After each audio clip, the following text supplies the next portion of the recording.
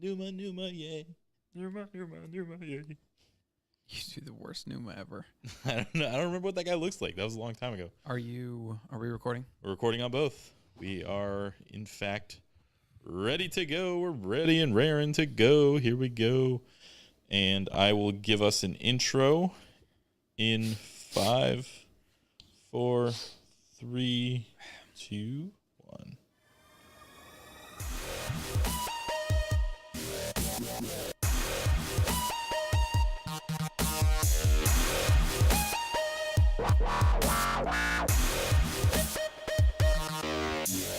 Welcome to the Ancestral Mind Podcast. My name is Colin Stucker, founder and CEO of Wild Foods Co. and ancestralmind.com. We are here to cover all things from an ancestral health perspective. We want to help you build the ancestral mind so you can think about the decisions you make on a daily basis while considering the first principles of what makes you a sexy human beast.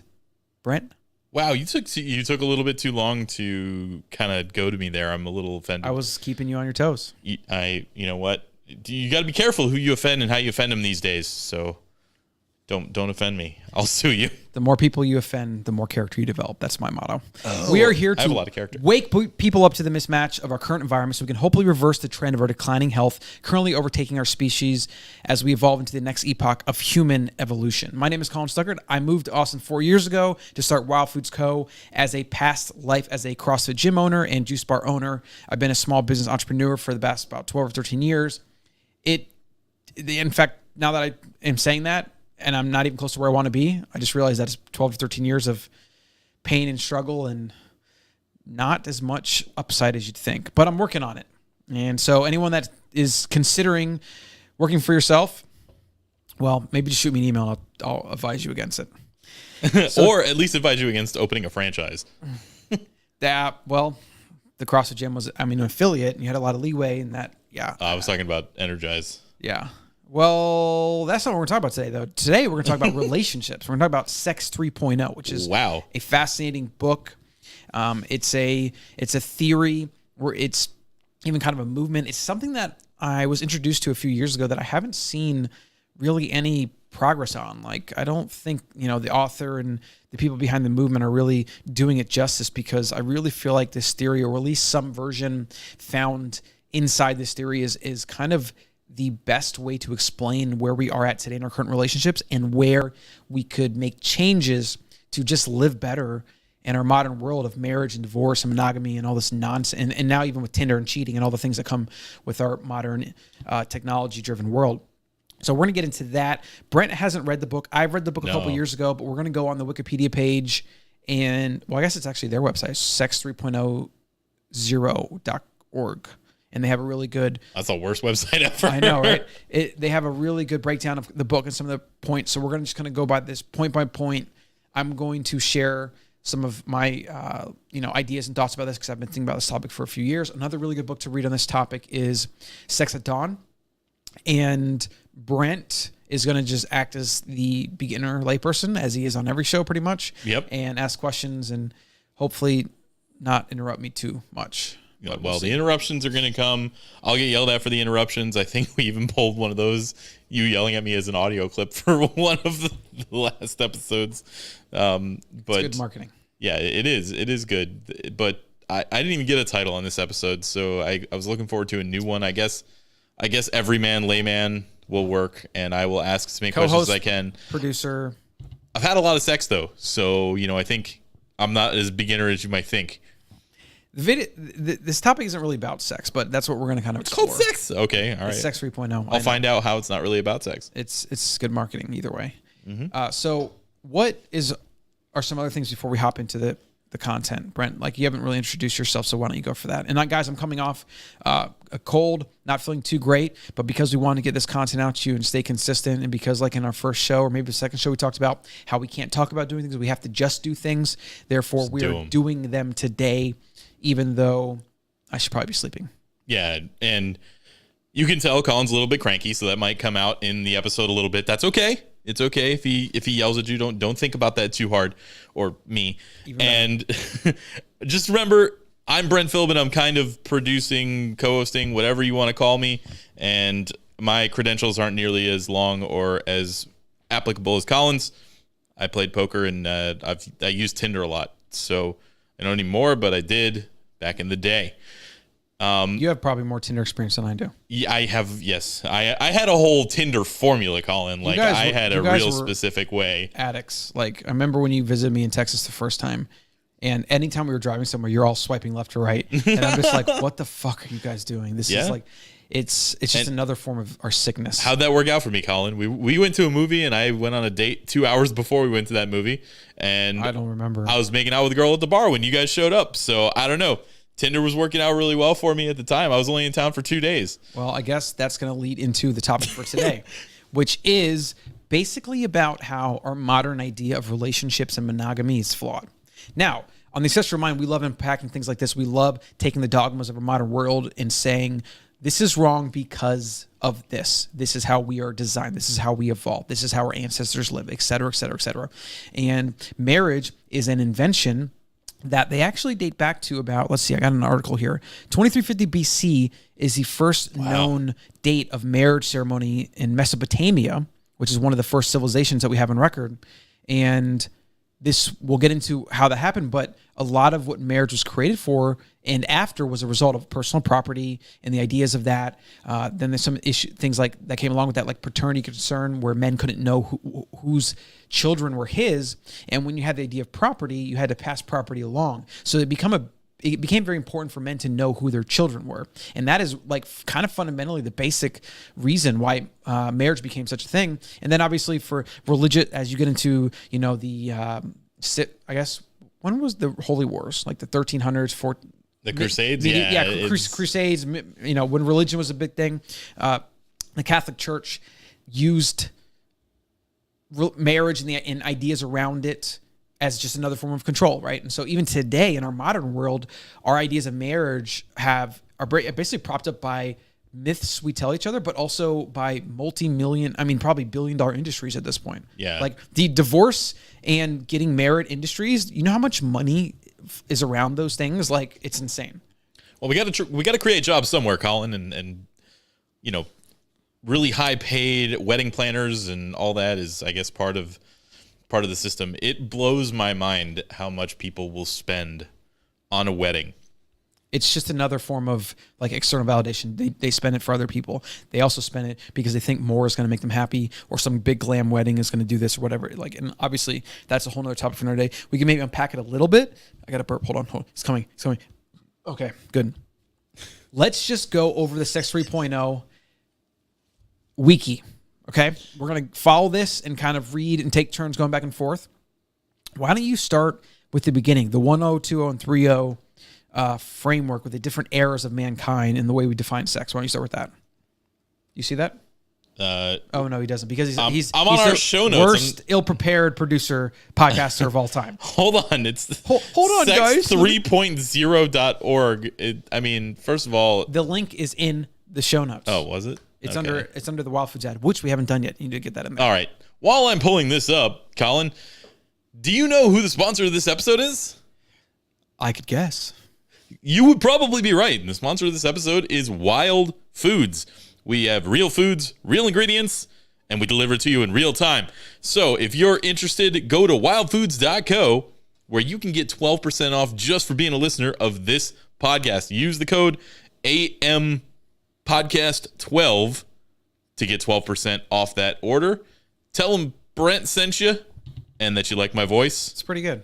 That was one of your better ones. I will add to that disclaimer for the show that none of these opinions on the Ancestral Mind are, what is it usually we see? They're not approved or they're not representative of Wild Foods. Yeah, these are your own personal opinions. They're separate. And also on this show, guys, this is shame-free zone. We want to explore topics. We want to challenge the status quo.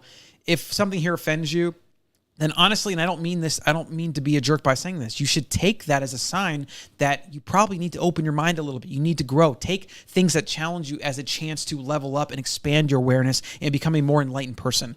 Even if you decide monogamy is the thing, then at least you understand the pros and cons, you understand the origins, and then you can decide for yourself, right? And that's kind of what today's show is going to be all about. We're going to challenge some very fixed dogmas and things that have been around for a long time. I mean, literally since the invention of agriculture in cities and since we've been settling down, marriage is something that has, again, it's a man-made creation. It's not natural to our species.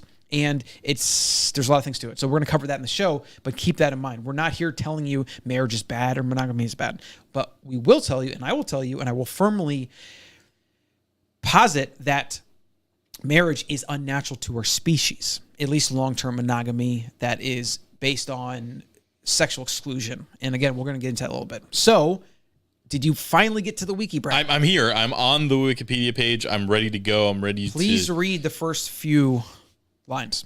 So you just want me reading off like the actual Sex 3.0 bullet points, or you're talking about going down here to 1.0? No, literally, I literally want to read this entire page in some way.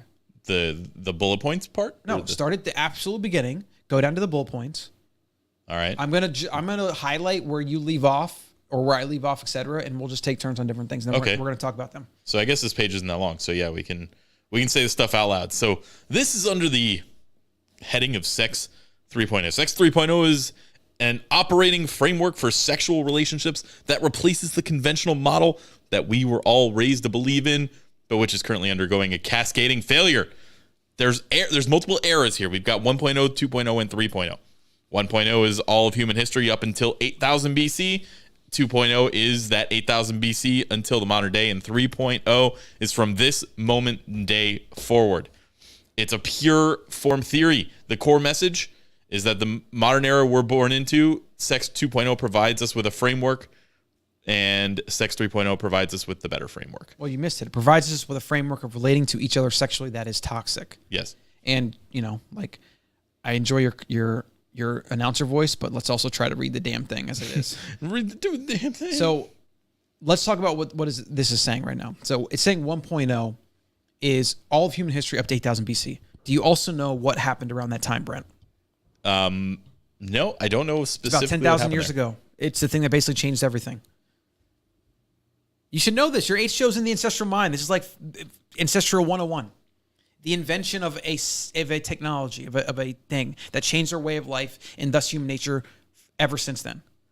Agriculture. Okay, I was getting there. Agriculture changed our way of life because before then, we were nomadic hunter-gatherers. As nomadic hunter-gatherers, and this is where it gets really fun, where we get into it, and I think it's coming up, in Sex 1.0. Yeah, in 1.0. So, we're going to be... Yeah, I think you're about to summarize basically everything. We're going to go into 1.0, but before we do that, I'm gonna again do the brief overview so you can kind of paint a picture. So 1.0 is up until about 10,000 years ago when we moved from hunter-gatherers and we became farmers. 2.0 is then until today, where we basically lived as city dwellers. Humans lived as city dwellers, which was made possible by having food that we could grow in a fixed area. Until we were able to grow food and control food output, we could never have had cities, right? That's kind of goes hand in hand. And then Sex 3.0 is the goal of Sex 3.0 is to move us forward into the next epoch of human relationships by understanding where we came from and making a better decision, breaking free from the dogmas of religion and marriage and all these different things that have been so ingrained in our culture that are really a result of a lot of inventions and a lot of things that are rooted thousands of years ago that just don't serve us today. Right. And so that's the goal of Sex 3.0. And so that's why they call it a pure form theory. They're at the end of the wiki, they also talk about how it's like a grand theory of everything, which I do think in some form that the Sex 3.0 idea is one of those like all-encompassing theories. Like we don't know all the different variables and we don't know how true or untrue most of them are, but most of them pretty much explain like the fact that we have a 50-60% divorce rate. They explain why everybody cheats. It explains why we are all always attracted to the other sex, which we talked about in the show with Ebony, which is based on our evolutionary past. So I feel like we messed up not having Ebony on this show, actually. Well, we're gonna do part B with her. So this is gonna be Sex 3.0 part 1, where we're gonna cover a lot of these ideas because these are some bigger ideas. And if this is new to you, like I read this book after I had read Sex at Dawn, so some of these ideas I had already in my head. I've been thinking about them. I've challenged the status quo of monogamous relationships because I had been in some that had been stressful, and we've all been in relationships that have failed. Like almost everybody has, right? Why is that so constant? Why do most people in marriage make jokes about how like they're unhappy and they don't have sex, and like, why is that such a thing? It's like literally a part. And who, like, there's a comic that's like, anytime you make a joke, there's always a shred of truth involved or something like that. Like there's some comic that said that. This is a perfect example. Like people make jokes about relationships and sex and marriage and cheating and it's always under the guise of like a joke, but there's always truisms that are directing that joke. There's a reason it's funny. Like when you say, I haven't had sex in weeks, and then you're like dying a little bit on the inside. Exactly. You're like, no, I literally, like, no, I haven't. Right. So let's move into now sex 1.0, which is very ancestrally appropriate because we're going to cover what humans did in regards to relationships and marriage when we were living in the wild. And I need battery. Can you plug me in down there? The white cord. Nope. This one. Just realized it wasn't plugged in.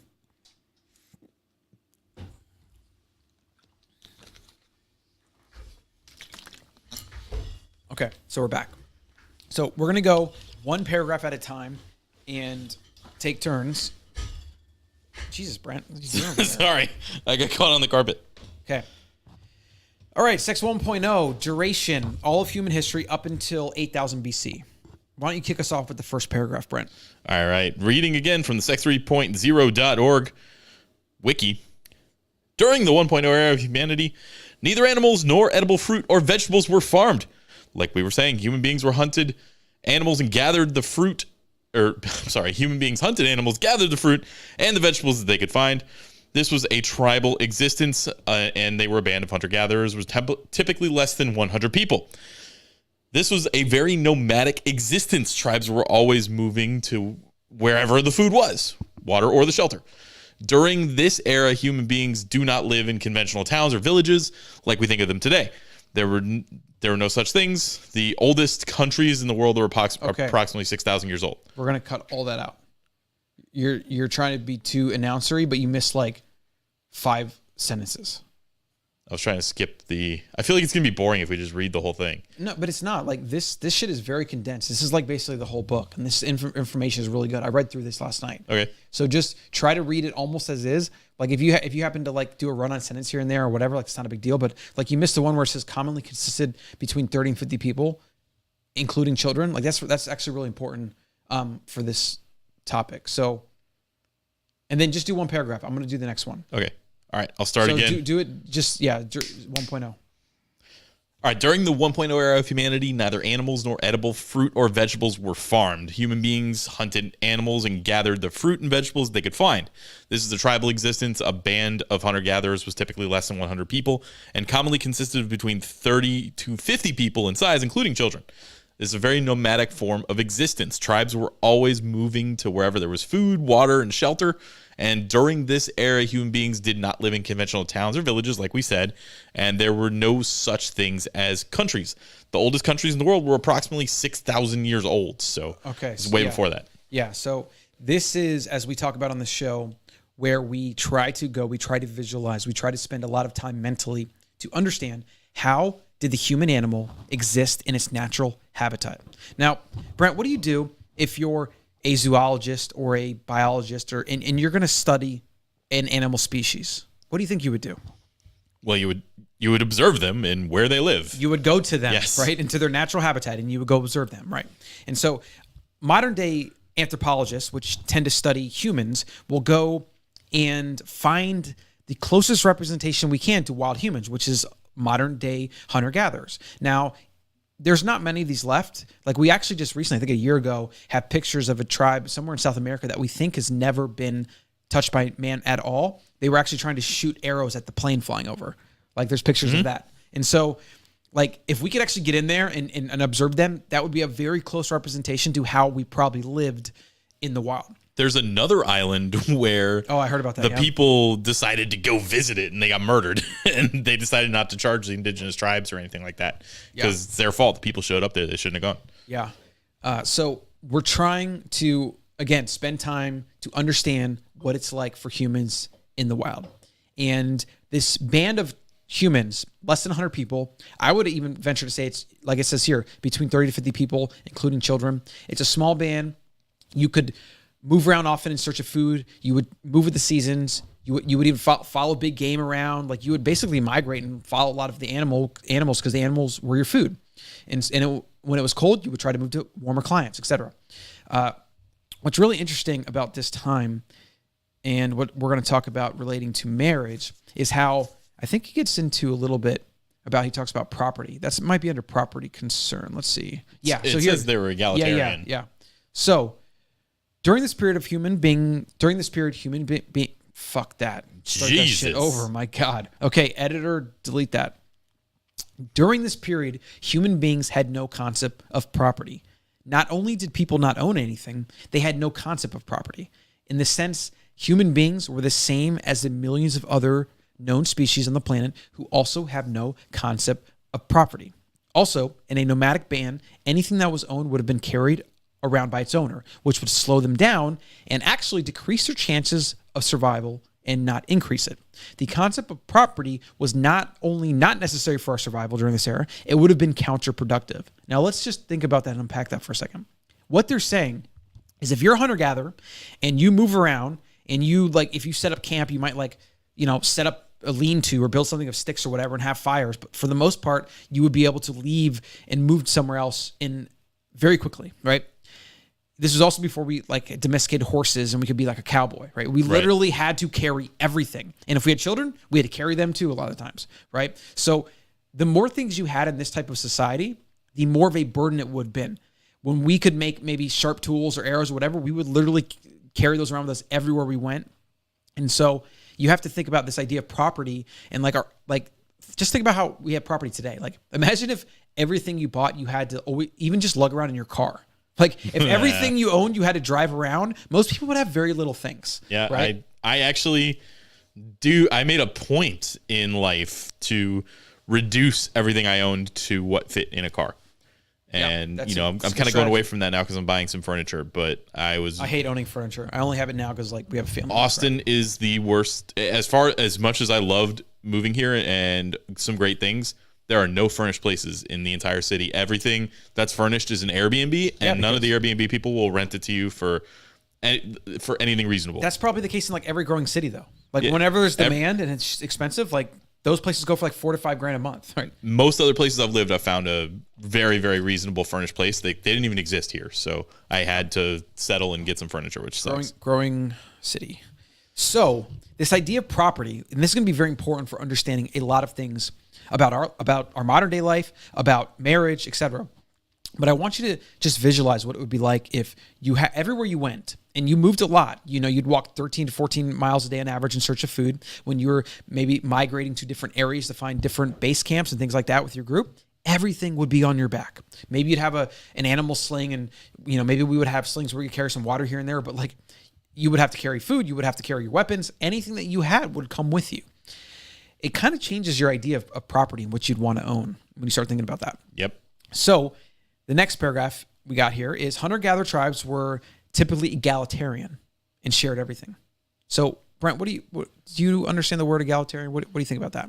Yeah, well, again, you were talking about their lack of property ideas, and when you talk about egalitarian societies, you talk about things like socialism in a vacuum or communism in a vacuum. This is the idea that although they're state property, they're still very similar, and egalitarian also is very philanthropic. Like, if you're totally happy with giving up what you have extra of to the people who have less of, which is not something that we have in, like, a capitalist society. Yeah, well, I mean, the basic idea, without getting into the idea of, like, states and countries and things like that, is it's kind of the best analogy today is your immediate family. If your immediate family was in the woods and you had, you know, mom, dad, couple brothers, sisters, whatever, well, nobody in that group would starve if there was food, right? Nobody would be hoarding resources and not sharing. Right. And everyone gets that because it's your family. That's exactly how it was for our ancestors living as nomadic hunter-gatherers. It is the default state of the human animal. And so I want you guys to keep that in mind. We didn't hoard resources. We didn't even have the idea that an individual could own something. Like, everything was shared. Everything was egalitarian. And this is a very big part of our evolution, our survival, because the number one evolutionary niche that we carved out in the wild was what, Brent? was the ability to work together in groups. Group survival. Okay.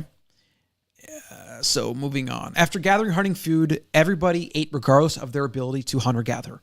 Basic tools were shared, as were child rearing responsibilities. And that's another very important thing to consider.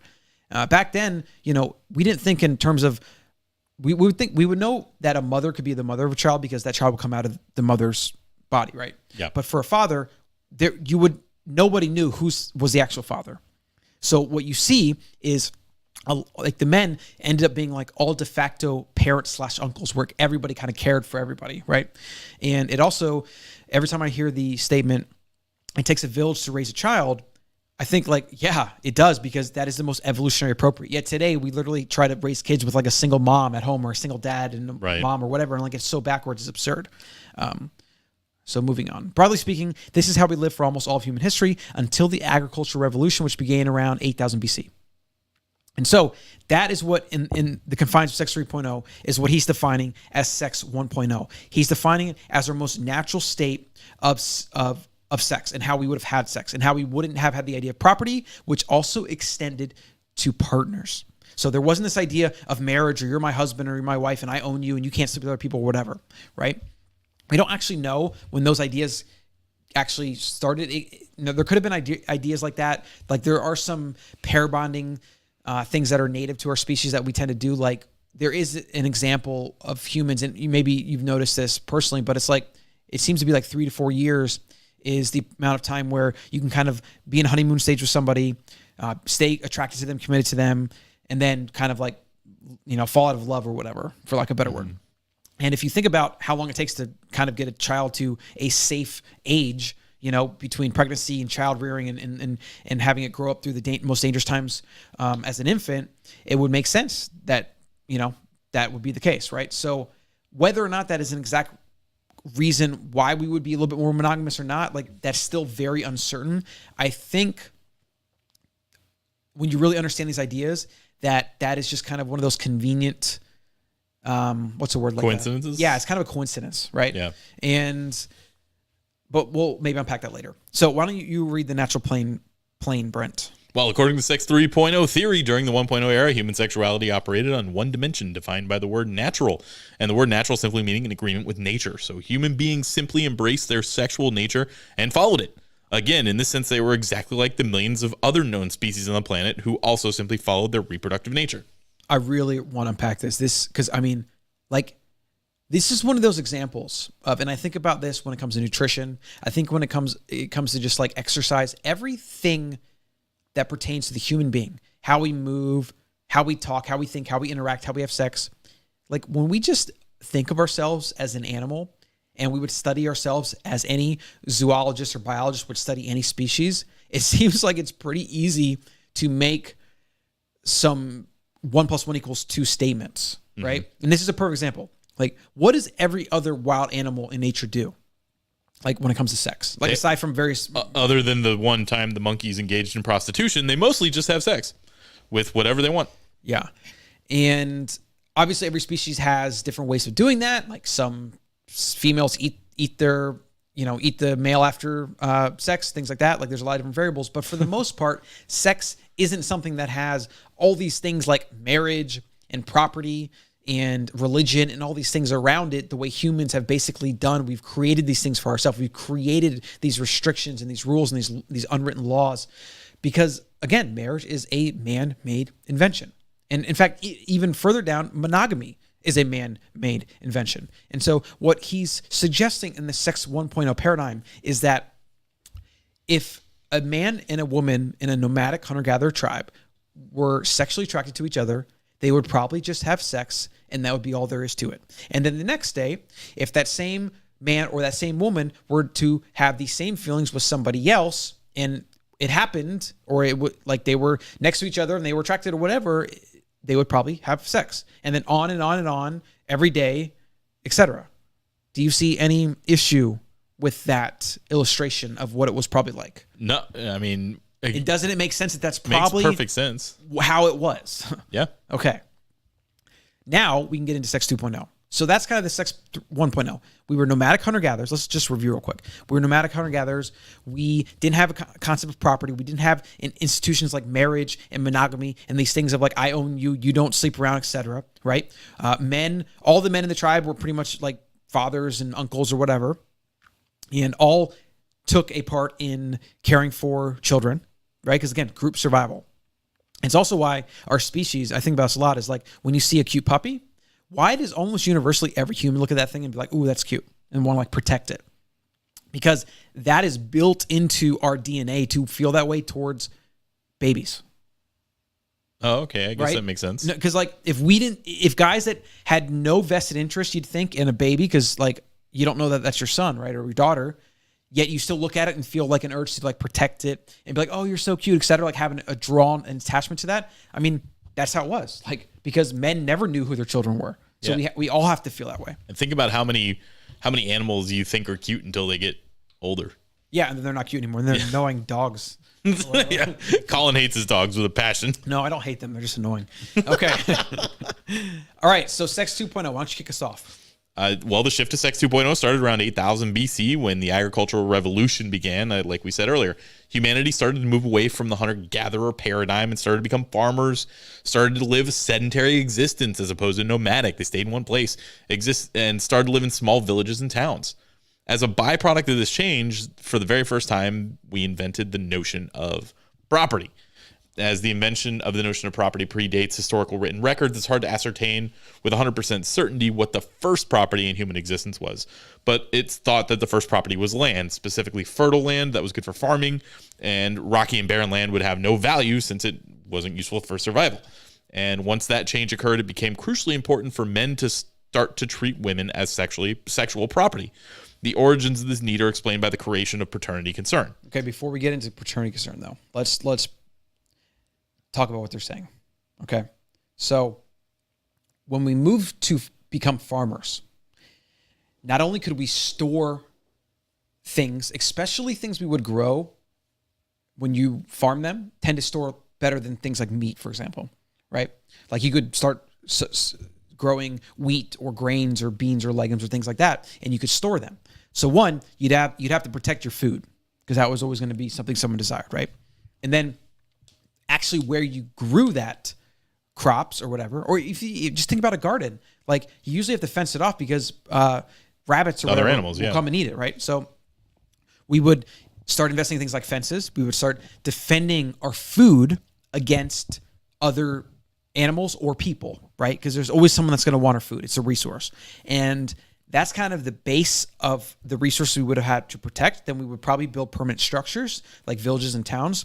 And then we would create tools or weapons to be able to protect, again, other humans was probably the biggest threat, really, especially if you were in like a small village or town. Like any humans that came through that wanted your stuff could just basically take your women and children and your food. Like that was always a constant threat. So the more we settle down, the more, I mean, think about it. Like think about the risk of the castle or the fortress. Like, yeah, you have to have big walls and a moat or whatever, but you're still in one place. You're still stationary, right? If you're a nomad, you can literally just walk away, run away. Like, what are you having to defend? Like, why? If you come into contact with another human tribe that seems dangerous, just go to a different direction, you know? But if you have a farm and land and resources and things that you've built and cultivated and you have investment, well, now you have something to protect. And the reason that this led into needing to treat women as sexual property is because of what they're talking about next, paternity concern. Now, what do you think that means, Brent? I think we've already touched on this, but this is just like, who are my kids? Exactly. Now, how do you think, because I know this, maybe you don't know this, but why would you want to know who your kids are, and how could property make that an important thing you need to know? My guess is the first semblance of any law and order would have been your property passes down to your lineage, and that was there before, we're even talking about like Hammurabi or anything like that. So, yeah, I mean, it's basically passing down property. Like that was literally the thing.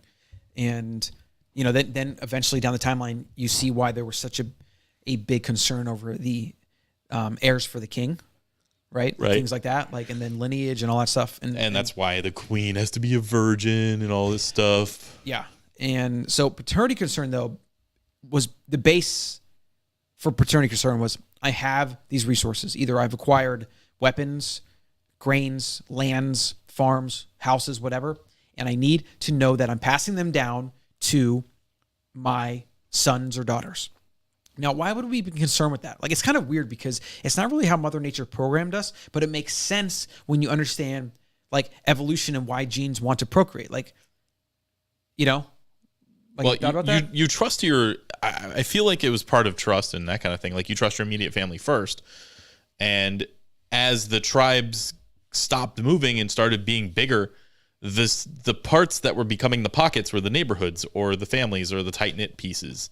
So if you know that your child is of you and from you, so they're the most likely to continue to be in your corner and not try to steal from you or stab you in the back and stuff like that. So with property would have come theft. Well, yeah, but why would a man care after he dies who has his stuff?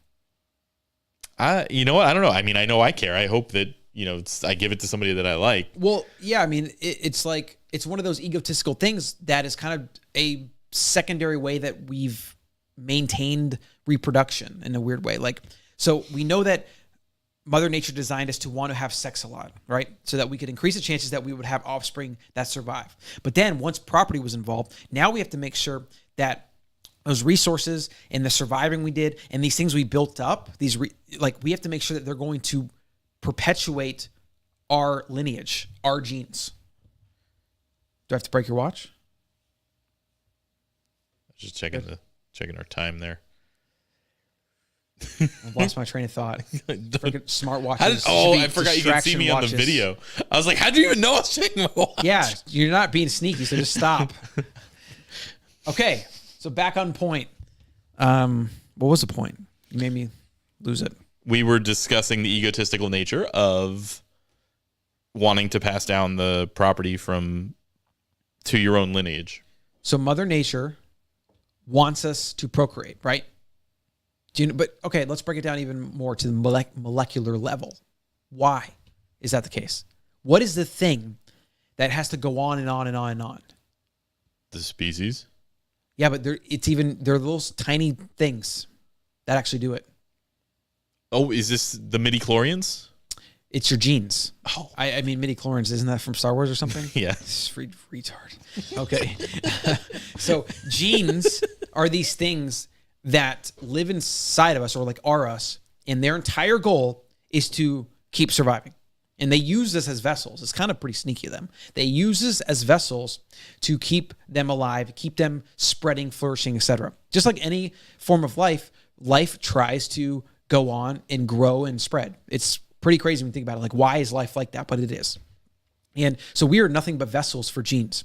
Genes dictate why we want to have sex, why we want to have as many offspring as possible, why we would want to pass property down to our children, which is really crazy if you think about it, because like this gene doesn't have a brain, doesn't have a consciousness, but it still makes us want to acquire resources and give it to our heirs. Like it really is almost one of the like unexplained things of science, I feel like. Right. Like in nature, it makes sense. We want to procreate so we at least survive. But now that property is involved, we want to like give our children as many of the resources possible to increase the chances that our genes like spread even more, right? Because I get like more resources equals more opportunity for mating and for survival. Like it makes sense, but it's crazy how we kind of evolved into that. And the invention of property and paternity concern was an accident. Like we never settled down as farmers. Obviously, we'd never be here today. You and I wouldn't be on this podcast, but like this would never happen.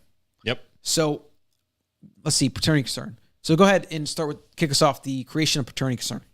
Yeah, so we just unpacked some of this, but due to the self-evident nature of childbirth, women all throughout human history were always able to have sex with any number of men without having to worry that the child they are raising is somebody else's child. It came out of their body, so it's obviously their child, even though they may or may not have known who the father was. This never changes regardless of which period of human history the child is born. Where geographically the child is born, its ethnicity or the language of the culture it's born into.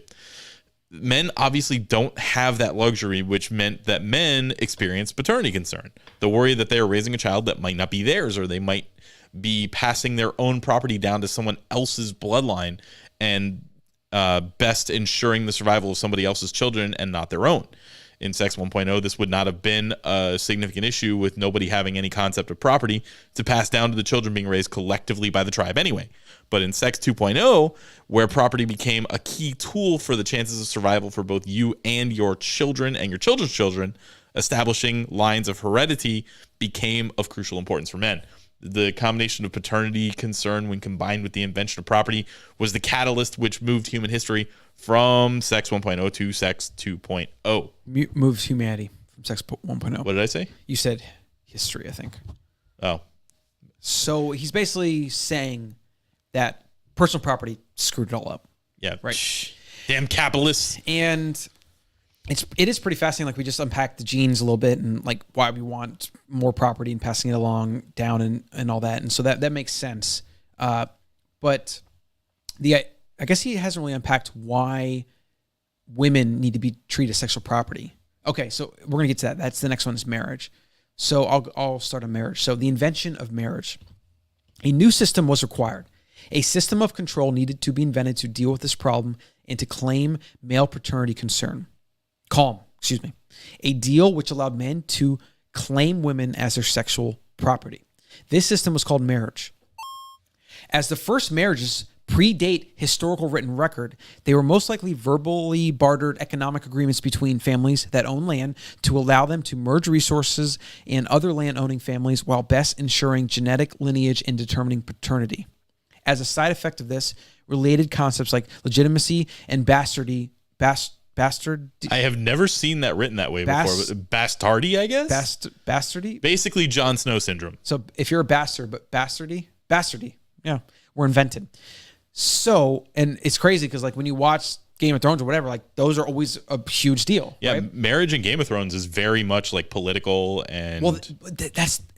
If you go to India, that's how they still are. Yeah. It's literally arranged marriage, right?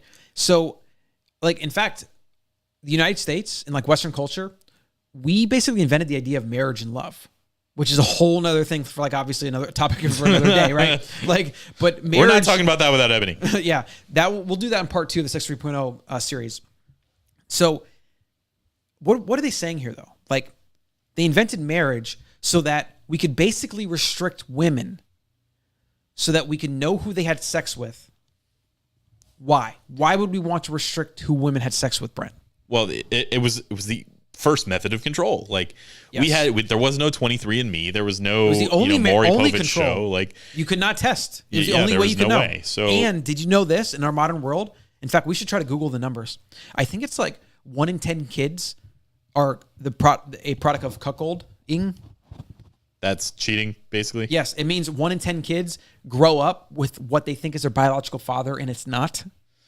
Dang. It's pretty crazy. Like, it might even be higher than 1 in 10. It might be like 1 in 8 or 6 or something. Lucky for me, I look exactly like my dad. Yeah, that's some crazy stuff, actually. But we'll maybe say that for another day as well. So, have we unpacked this yet? Can we move on for marriage? I want to talk about virginity. Well, that's the next thing. And that ties in. But again, let's just review, because I feel like we didn't give it good treatment. Like, think about the solutions we come up with to even modern day problems. We're like, okay, we have a problem of carbon stuff. So what are we doing? We're making an electric car or whatever. Now, 100 years from now, it may sound stupid that we made an electric car instead of just, teleporting or whatever the case. But the solution wasn't available. There was no paternity test. There was no way to figure out if that kid actually looked like you, or, that kid that kind of looks like you was yours or not.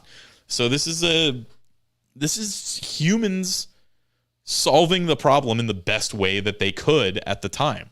And I actually think it's pretty ingenious. Just sucked for women, though. Oh, yeah. It definitely sucked for women. This is the origin of the suppression of women's rights. This is where it started. Yeah. It literally started with marriage. And so it's kind of funny. Like, you see a lot of women that are like, oh, I got to be married, or I believe in marriage, or whatever. And it's like, you realize that you're embracing the very thing that has suppressed your sex since the dawn of time. Yeah. Right. And it just so happened that men were more physically capable at the time overall as a group. So they kind of were the ones who had the power. Right. And that, again, that's like, a huge topic, which, that deserves a historical treatment of how that happened. But this is really where it happened. Men basically decided, I have resources, I need to protect it. I'm going to use marriage to control my wife so that I know that the kids that she gives to me are my kids, right? Doesn't mean it's always the case, right? What you see in like Game of Thrones, there's plenty of scandals around that type of stuff, right? Like that's no spoilers. That's human nature, right? But that is the base reason why marriage was created, to control women so that men could know who their children were. That's something to understand. Now let's get into virginity prizing. Go for it. Virginity prizing. That I have an idea what this is, but I haven't read it yet. As this agreement only best determined paternity, but did not guarantee it. A promise and a guarantee are not the same thing after all. And we're talking about marriage here. Many cultures embraced both the practices of prizing female virginity and also the practice of passing property and land rights to the firstborn, often the firstborn male, as it was thought the firstborn would be the most likely to be the legitimate progeny of the husband in any brood, which is funny because that goes back to what you're saying where the honeymoon period is like 3 years or whatever. They're saying the reason for the firstborn being more important than everyone else is because they're the most likely to actually be the child. I had never thought about that as reason for the firstborn mattering, because to me it's just like ingrained as a normal natural thing. Right? Well, and they're also saying that they were prizing virginity as almost a way to like market why you want to be a virgin. Yeah. Right, to women. Right? Like we want you to want to be a virgin because it increases the likelihood that when you lose your virginity, I will know that the kid that comes out is mine, that you don't have kids with anyone else or whatever, right? In fact, that's weird. Like, why would they care if they had kids with anyone else? It's kind of an interesting thing. It wouldn't really matter. I think it was kind of more like the hymen would be intact, so they would know. Well, yeah, but why does nobody else had done it, and they're putting their seed in there? So from the day that the hymen is ruptured, that it's more likely that they could be that, because that's sperm competition.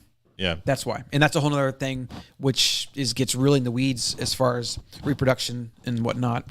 We'll maybe talk about that another day, but let's just move on.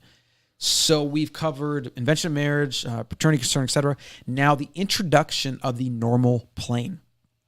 When humanity went through the shift from 1.0 to 2.0, something notable happened and something notable did not happen. The notable thing that did not happen is the introduction of the second plane of human sexuality defined by the word normal. Humanity became a unique species at this point by becoming the first and only species to have two planes of sexuality, with the difference between the two planes being as follows. Normal is defined by society and not defined by nature. Natural is defined by nature and is not defined by society. Or in other words, the natural plane is a collection of biological imperatives given to us by nature, and normal is a collection of social imperatives given to us by society. Wow, that's some cool shit. What are they saying here? Well, they're saying that there became a separation, and I feel like there still is, of what humans wanted to do and what they were naturally meant to do and what the societies that were developing were requiring them to do. Mm-hmm. So society is saying, no, you need to have sex with only your mate because that way you know who your kids are. Meanwhile, all of their natural urges are to have sex with everything that moves. And so that's where we start to see the separation. Still alive today more than ever. I mean, people have so many flawed ideas about, love and marriage and relationships and sex and monogamy that, we have so much drama, pain, and suffering in our world as a result. We also have big business around it, which is a whole other thing. So this is, we have quite a bit more to go into. I'm thinking we want to maybe cover one or two more points and then save part 2. Save the real sex talk. So that Ebony can join us. For a sex expert. So... Which I want to clarify, part 2 may not actually be the very next podcast we release because Ebony is in the Virgin Islands right now. So yeah, these aren't going to always go in linear sequential order, but we'll always let you know if, part A and part B and how to find them. Let's just cover the Sex 2.0 schism and then kind of go from there. We missed one sentence on that part, which I think was actually important. The notable thing that didn't happen during that thing was the introduction of the societal norm did not change human sexual nature. So that's a big thing. Why does everyone cheat? It's literally in their nature. Why is there a 50% divorce rate? Yeah. Yeah. Our ideas of monogamy, our ideas of sex, our ideas of, women shaming women for being sluts, guys being celebrated for being players, like all of the completely, what's the word when it's, biased, dogmatic, just really effed up beliefs that we have around all these things are byproducts of our shitty system, are kind of influenced by our nature in some ways, mostly influenced by society and our ideas of what we think is right and wrong and what religion says and what our parents did and all this nonsense. Like, there is just so much crap here. And that's why I love going deep into topics like this, because this really, when you can understand these ideas, even if you decide to be monogamous, you at least can understand why your mate is attracted to other people, why he or she looks at that person or flirts or is on social media looking at pictures of people or whatever. And so then you can maybe not respond so negatively. Like, why would you get mad at someone for being a guy, for being a man, or for being a woman, or for being a sexual being, right?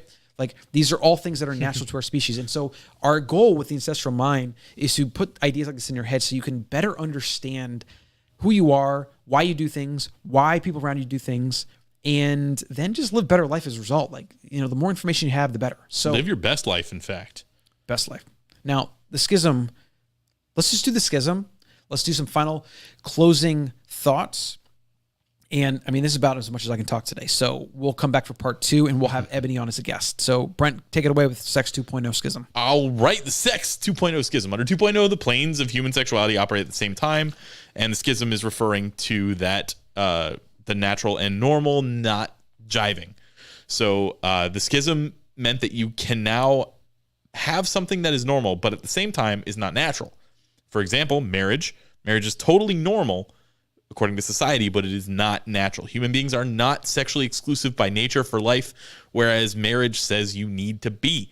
The very reason that marriage was invented is precisely because human beings are not sexually exclusive by nature for life. Wait.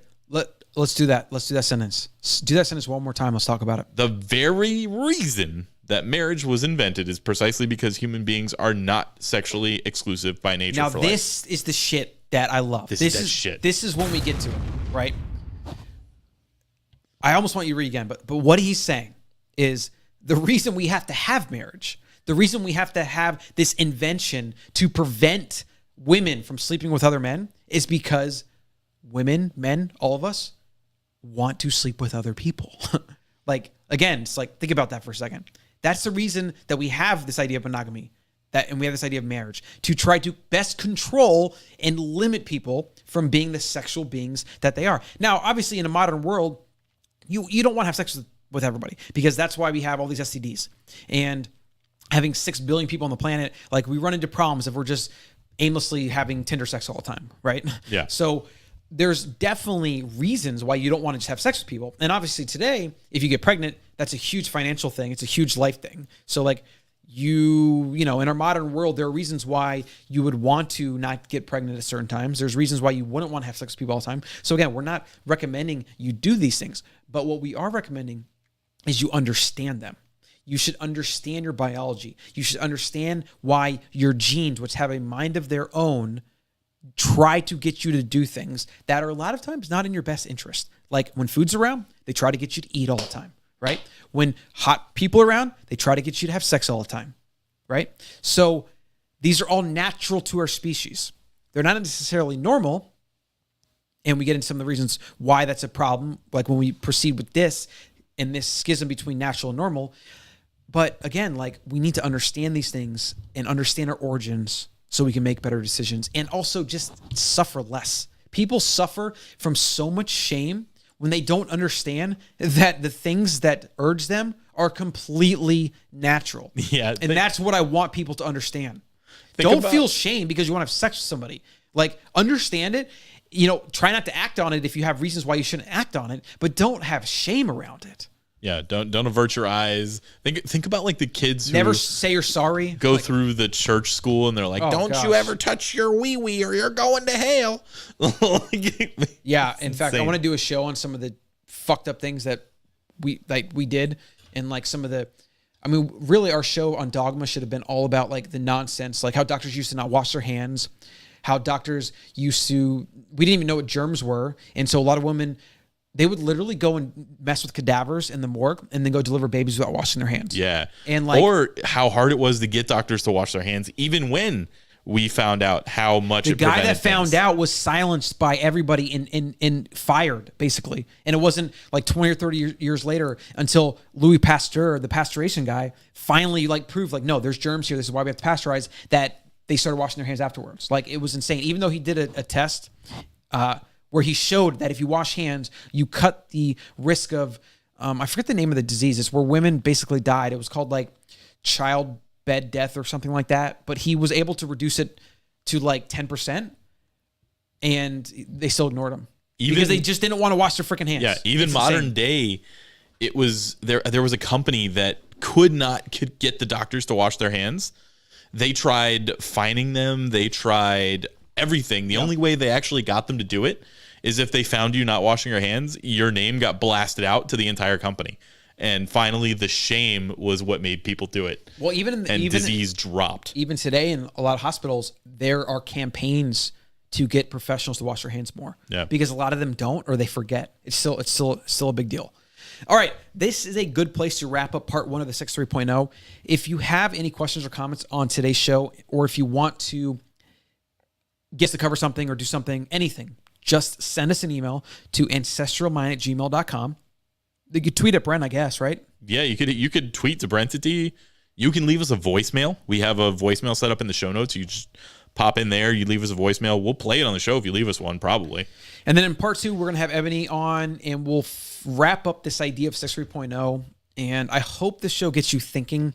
I hope this show helps you maybe better understand your urges, your biology, and hopefully eventually, because it's not going to be overnight, help you dispel some of the shame you may have around your sexuality or things you've done in the past. Maybe you've, quote unquote, cheated on somebody. Like, I'm not suggesting you should want to do these things, or you should hurt people, or you should lie. But if you can understand why your biology directs you to do things that a lot of times isn't in your best interest in our modern world, at least you can have a better relationship to those mistakes and hopefully be able to prevent them, instead of being just a serial cheater or a serial liar or a serial, denier person that's in denial. Yeah, or like a Instagram creeper. Yeah, or just a straight creeper. Okay, guys, thanks for listening, and make sure you like and subscribe. Do you like podcasts? I guess you can like them, or you just review them. Reviews are the most important things for podcasts. Of course, you can like us. We will at some point have an actual podcast Twitter or Instagram or anything like that. Right now, it's just us. But so follow me on Instagram at Colin Stuckert, and Brent doesn't have one, but you can get him on Twitter. And Instagram is related to Facebook, so I try to avoid. Okay. Well, thanks for watching, guys. Talk soon. I have to piss.